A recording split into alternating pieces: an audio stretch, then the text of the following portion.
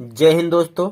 इस वीडियो में हम आपको एक पदीय व्यंजक का गुणनखंड करना सिखाएंगे। तो सबसे पहले हम संख्याओं का गुणनखंड आपको करके बता रहे हैं, उसके बाद आप व्यंजक का गुणनखंड करना सीखेंगे। जैसे हम एक उदाहरण ले रहे हैं, कोई संख्या है 40 और इसका गुणनखंड करना हो तो गुणनखंड का मतलब होता है कि इसको गुणा के रूप में लिखना।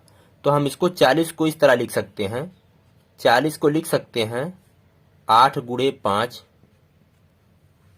आप और सोचिए किस तरह लिख सकते हैं इसको। 40 को हम लिख सकते हैं 10 गुणे 4।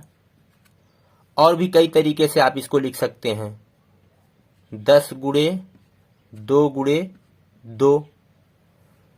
और एक तरीका यह है, इसको हम 40 को लिख सकते हैं 2 गुणे 2 गुणे 2 गुणे 5। तो ये सभी क्या हैं? ये सभी 40 के गुणनखंड हैं। लेकिन जो ये नीचे वाला, सबसे नीचे वाला, ये जो गुणनखंड है ये अभाज्य गुणनखंड है। यहाँ आप देखिए, जो इसके गुणनखंड हैं 2 2 2 और 5, ये चारों गुणनखंड अभाज्य हैं। अब इसका टुकड़ा नहीं किया जा सकता है, तो इसे अभाज्य गुणनखंड कहेंगे।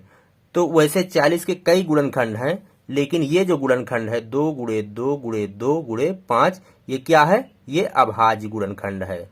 अब इसी तरह से हम एक व्यंजक लेते हैं। तो चलिए व्यंजक लेते हैं 4x²। तो हम इसको लिख सकते हैं 2 गुणे 2 गुणे x²। इसको लिख सकते हैं 4 गुणे x²। इसको लिख सकते हैं 4x गुणे x।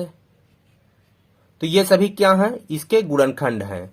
लेकिन अगर हम इस तरह लिख दें 2 गुणे 2 गुणे x गुणे x, तो अब आप यहां देखिए, ये वाला जो गुणनखंड है अब इसका टुकड़ा नहीं किया जा सकता है। तो हम संख्याओं में इसे अभाज्य गुणनखंड कहते थे, लेकिन हम यहाँ इसे अभाज्य गुणनखंड नहीं कहेंगे। अभाज्य की जगह पर बीजगणित में हम अखंडनीय शब्द का प्रयोग करते हैं। अखंडनीय, अखंडनीय।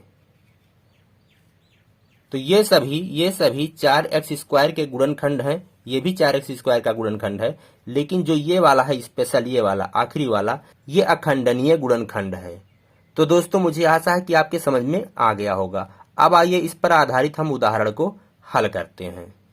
तो पहला उदाहरण हम लेते हैं 2xy। अब इसका हम अखंडनीय गुणनखंड करेंगे। तो इसको हम लिख सकते हैं 2 गुणे x गुणे y। इस तरह से हम इसे लिख सकते हैं। तो 2xy का जो अखंडनीय गुणनखंड है 2 गुणे x गुणे y। अब चलिए हम दूसरा उदाहरण लेते हैं 12x² y। इसका हम अखंडनीय गुणनखंड करेंगे। तो सबसे पहले 12 का करेंगे। तो 12 का अभाज्य गुणनखंड कैसे होगा? यहाँ पे कर लेते हैं 12।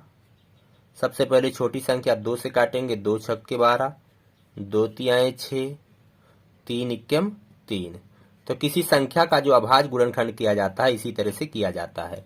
तो 12 का जो आया 2 गुणे 2 गुणे 3। जब आपका अभ्यास ज्यादा हो जाएगा तो क्या होगा कि आपको गुणनखंड याद हो जाएगा। 12 का क्या है? 2 गुणे 2 गुणे 3 गुणे। अब इसका करेंगे x² का। तो x गुणे x, और यहाँ क्या है? एक y है, तो गुणे y। तो 12x² y का अखंडनीय गुणनखंड ये है। अब आइए 28ab²c। एक उदाहरण ये लेते हैं, इसका करेंगे। तो पहले 28 का होगा। तो 28 का 2 गुणे 2 गुणे 7। यहाँ कर लीजिए आप 28 का अभाज्य गुणनखंड। तो 2 इक्कम 2, 2 चौके 8, 2 सत्ते 14, 7 इक्कम 7। तो इतना आया 28 का।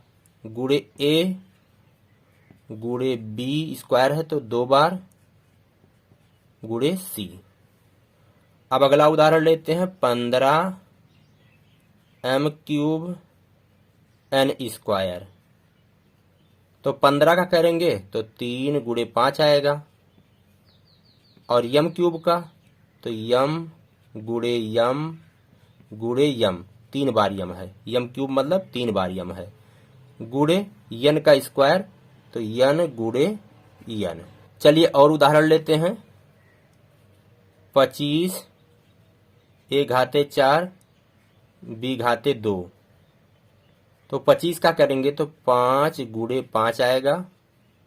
a घाते 4 यानी 4 बार a है, 2 3 बार और 1 4 बार, और b 2 बार है तो b गुणे b। तो दोस्तों इसी तरह से एक पदीय व्यंजक का अखंडनीय गुणनखंड किया जाता है। मुझे आशा है कि मेरा ये वीडियो आपके समझ में आ गया होगा, आपको पसंद आया होगा। आप लाइक करिए, शेयर करिए, हमारे चैनल ज्ञान का सागर को सब्सक्राइब करिए। हम आपसे मिलेंगे नेक्स्ट वीडियो में। इसी के साथ कहते हैं जय हिंद, जय भारत।